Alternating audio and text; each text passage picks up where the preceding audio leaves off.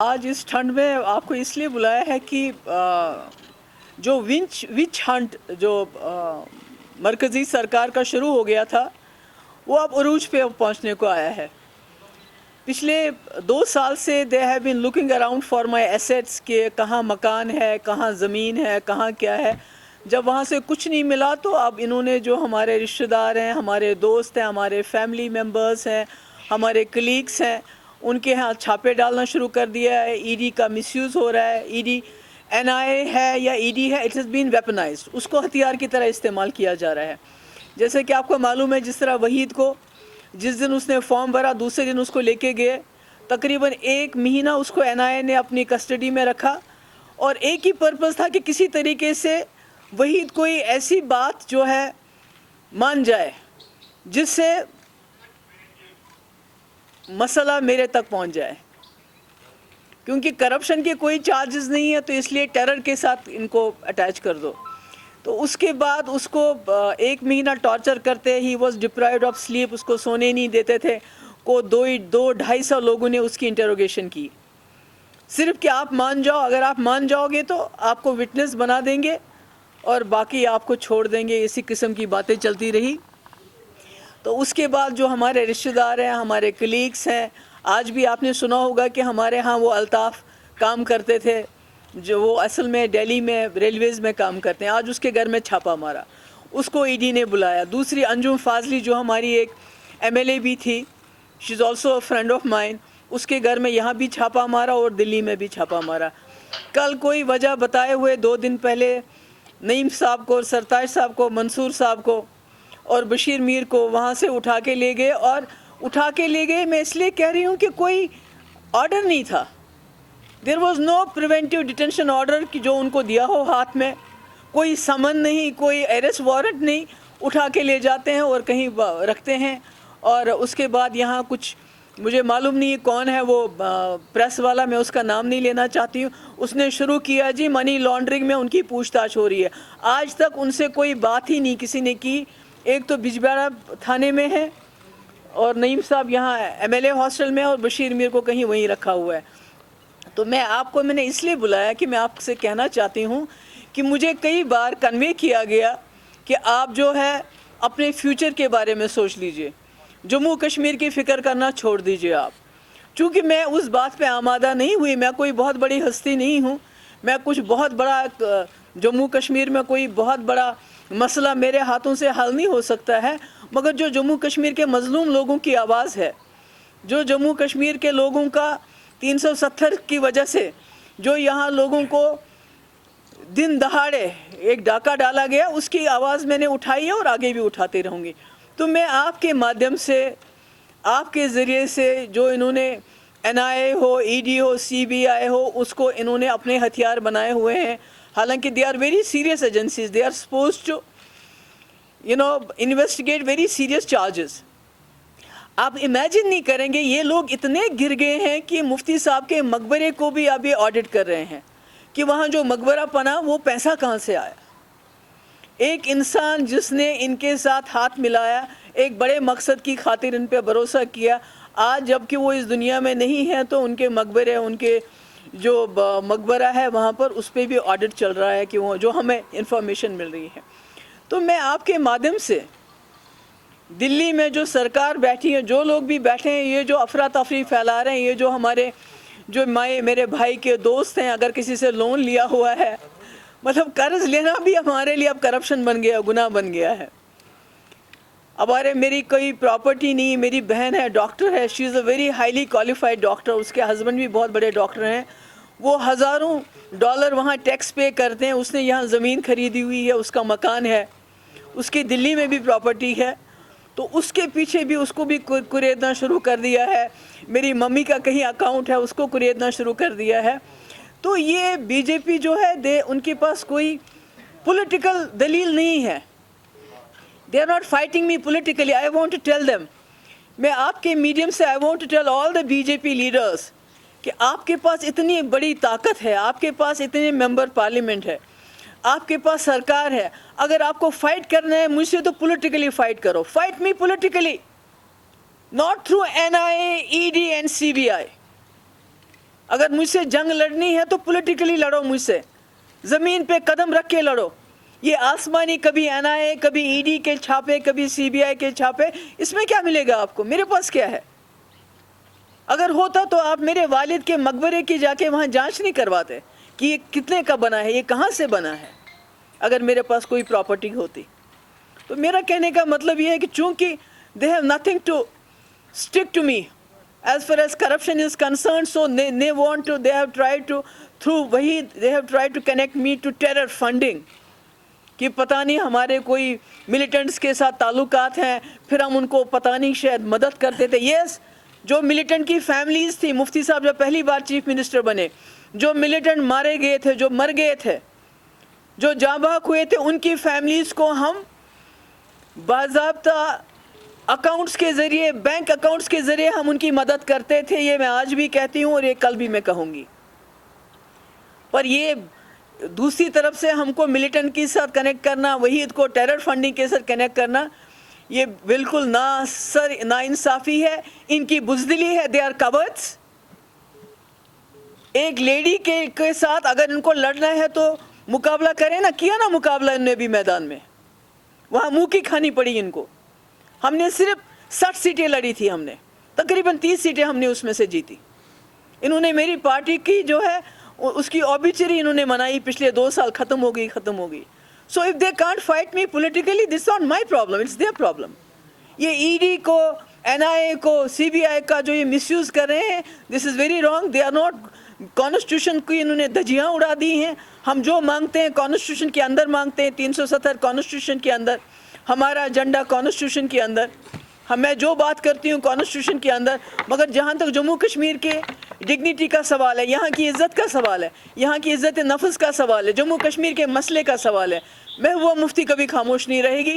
چاہے یہ اس سے زیادہ, چاہے مجھے نہیں معلوم, میں بھی ہو سکتا ہے یہ آپ کی اور میری آخری پریس کانفرنس ہو, مجھے نہیں پتا کس وقت آ کے یہ مجھے اٹھا کے لے جائیں, کیونکہ آلریڈی ہمارے کئی لیڈر لے گئے ہیں. ان کا کوئی بتاتے نہیں ہے کیوں پکڑا ہے. DC صاحب سے آپ پوچھو, وہ بتاتے نہیں ہیں. سری نگر کے DC سے پوچھا, نعیم صاحب کی بیٹی نے, کچھ نہیں بتاتے ہیں. پولیس سے پوچھتے ہیں, کچھ نہیں بتاتے ہیں. کہتے ہیں جی آپ کو ڈیٹینشن, پریونٹیو ڈیٹینشن میں بند کیا ہے, بھائی آرڈر دو, وہ آرڈر نہیں دیتے ہیں. تو بالکل لالیسنس ہے. سو آئی ایم ٹیلنگ, میں گورنمنٹ آف انڈیا کو, BJP کی جماعتوں کو کہنا چاہتی ہوں کہ اگر آپ میں دم ہے تو میرے ساتھ پولیٹیکلی فائٹ کر لیجئے. اپنی یہ جو آپ نے بنائی ہے, اپنی رکھیلے بنائی ہوئی آپ نے, NIA کو, CBI کو, ED کو, جو آپ نے اپنی مسٹرس کی طرح آپ ان کو استعمال کرتے ہیں.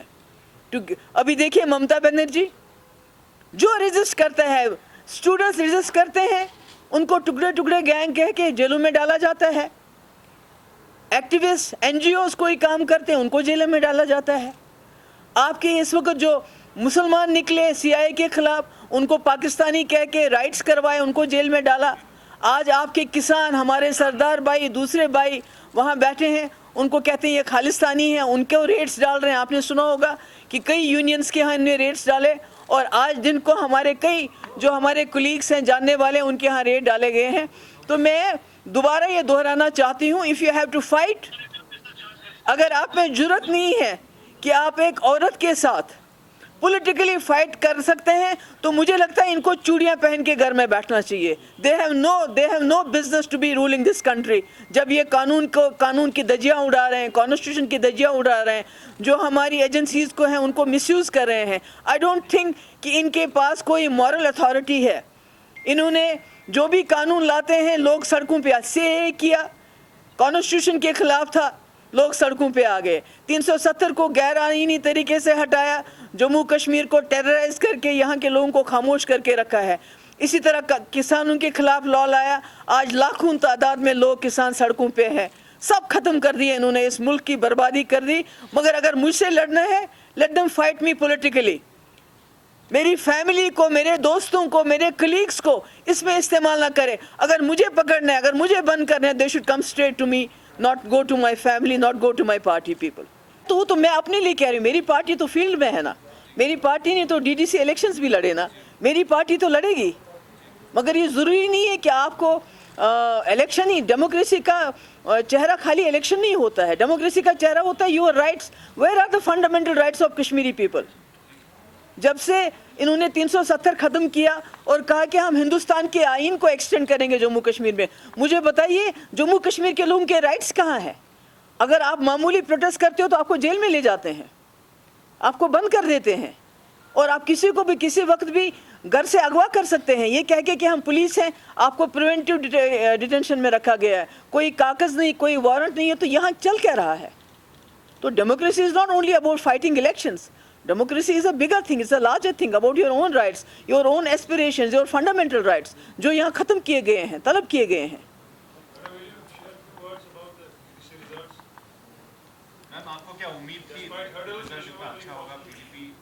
دیکھیے میں نے ایسے پہلے بھی کہا، ہم نے خالی 61 سیٹس لڑی تھی. We almost got 30 seats. اور شاید اس سے بھی زیادہ، کیونکہ کہیں کہیں ہمارے بھی ریبیلز کھڑے ہو گئے تھے، جیسے این سی کے بھی ریبیلز تھے، پی سی کے بھی ریبیلز تھے، شاید اس کے ٹیلی اوپر چلا جائے. But yes I am pleasantly surprised, کیونکہ جس طرح انہوں نے میری پارٹی کو بلڈوز کیا، ہمارے لوگوں کو لے کے گئے. اور because B J P is using carrot and stick policy, کہ جیسے ممتا بینرجی کے ہاں اگر کسی کو پیسہ دے کے لے لیا، نہیں مانتا ہے تو پھر اس کے پاس کرپشن کے چارجز لگائے جاتے ہیں. تو وہی کر کے انہوں نے ہماری پارٹی کو یہاں بالکل بلڈوز کیا، توڑ پھوڑ کی. پر اس کے باوجود بھی ہماری پرفارمنس اتنی اچھی رہی، اور پی جی ڈی کی جو کمبائنڈ پرفارمنس رہی، نیشنل کانفرنس کی، پی سی کی، وہ بہت اچھی رہی. اور I am really very happy. اور اگر ہمیں لیول پلینگ فیلڈ ملا ہوتا تو مجھے لگتا ہے کہ ہم نے 140 میں سے تقریباً 135 سیٹیں لی ہوتی. میم بی جے پی کلیم کر رہی ہے کہ انہوں نے کشمیر میں انٹر کر لیا ہے 3 سیٹیں جیت کر، آپ اس کے بارے میں کیا کہیں؟ آپ کو معلوم ہے کہ وہ سیٹیں انہوں نے کیسے جیتی، کس طرح سے مشینری اور کس طرح سے مینیپولیشن کیا گیا. بالہمہ کی سیٹ میں جو پی اے جی ڈی کا کینڈیڈیٹ تھا اس کے کاغذ ریجیکٹ کیے گئے. اسی طرح آپ کی تلیل کی سیٹ، آپ کو پتہ ہے وہاں زیادہ فورسز کا جماوڑا رہتا ہے، وہاں کیا ہوا وہ ایک اللہ تعالیٰ جانتے ہیں اور وہ جانتے ہیں. تو اس لیے جو انہوں نے سیٹیں جیتی وہ کس طرح جیتی، ان کے منسٹر یہاں 1 مہینے سے ٹینٹ لگائے ہوئے تھے. کتنا پیسہ گیا، کتنا مسل پاور گیا، کتنا مینیپولیشن گیا، وہ آپ بھی جانتے ہیں، ہم بھی جانتے ہیں.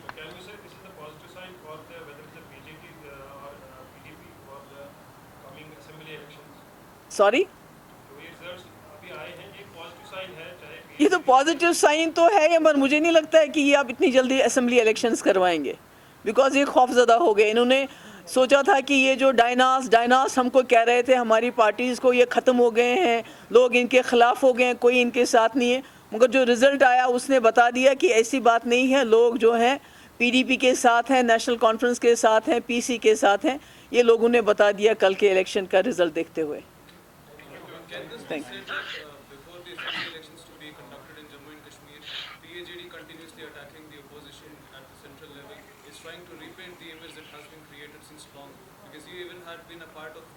تو میں نے کئی بار بولا ہے کہ وہ that was for a larger purpose, وہ میں نے کئی بار بولا ہے. نہیں، ایسے کوئی نہیں ہے، اٹس اے لارجر ایشو. یہ میری امیج، محبوبہ مفتی کیا چیز ہے، میری امیج کیا چیز ہے، میں کون ہوں؟ جو لارجر پکچر ہے جموں کشمیر کی، جو لارجر انٹرسٹ ہے ہمارا، جموں کشمیر کی ڈگنیٹی کو ریسٹور کرنا، یہاں کی جو ہم سے کھویا ہے اس چیز کو ریسٹور کرنا، that's a larger cause then می، محبوبہ مفتی اور عمر عبداللہ اور فاروق صاحب. I think you have asked already too many questions. You should be it now. کہ میری آج آپ کو بلانے کا جو پی ایچ ڈی جو ریزلٹس ہوں گے، وہ کل ہماری پی ایچ ڈی کی میٹنگ ہے، وہاں زیادہ فاروق صاحب اچھی طرح ایکسپلین کر پائیں گے. آج میں نے آپ کو اس لیے بلایا کہ میں نے کہا کہ میں مرکزی سرکار کو ایک میسج دینا چاہتی ہوں کہ اگر ان کو میرے سے لڑنا ہے تو پولیٹیکلی میرے ساتھ فائٹ کریں. این آئی اے اور ای ڈی اور دوسری ایجنسیز کو ویپنائز کر کے ان کا استعمال میرے فیملی، میرے دوست، میرے کلیگس، میری پارٹی کے اوپر نہ کریں. Then let them come straight to me. اگر ان میں ہمت ہے تو میرے پاس آئے، مجھے جیل میں ڈال دیں، اگر ڈالنا ہے ڈال دیں، مگر دوسرے لوگوں کو ہراساں نہ کریں.